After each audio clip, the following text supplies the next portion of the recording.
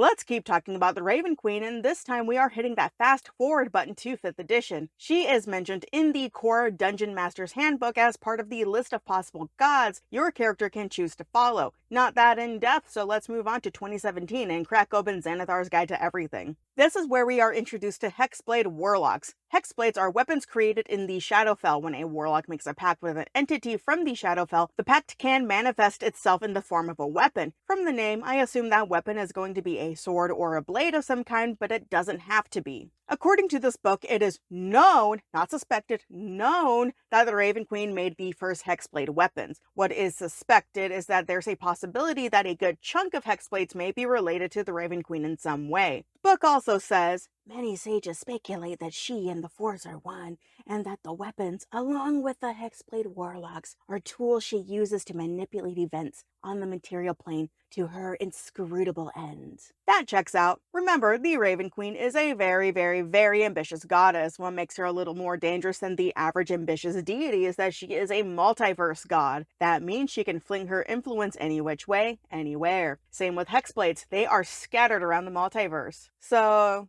don't pick up random swords you find. It could be Excalibur. It could be the tool of the Raven Queen that makes you suddenly want to steal things from a museum. And because Warlocks continue to be the sugar babies of all the Dungeons & Dragons classes, if you make a Hexblade pact, you gain proficiency in shields, medium armor, and all martial weapons. All of them. That includes great axes, great swords, tridents, whips, and longbows. Unbelievable. The fighter, paladin, and barbarian had to work hard for those proficiencies. Anyways, assuming that your Hexblade pact is tied to the Raven Queen somehow, you have essentially become her dark soldier on the material plane. You even get smites. Again, a paladin had to work hard for those smites, and you pick up a cool, definitely not cursed sword, and all of a sudden you get smites? Boo. Boo, I say. You also get the spells Blur and Blink, which should make you way harder to hit. If you go Pact of the Tome, you essentially get the elf benefit of not needing to sleep and can vibe for 8 hours to long rest. Other fun goodies include Ghostly Gaze, which will let you see through solid objects, like a wall, for 1 minute. Gift of the Depths, which allows you to breathe underwater and gain swimming speed equal to your walking speed. Shroud of Shadow, which lets you cast the invisibility spell once without using a spell slot. Honestly, that's kind of a bad perk for level 15. So, assuming your Hexblade is from the Raven Queen, and it should,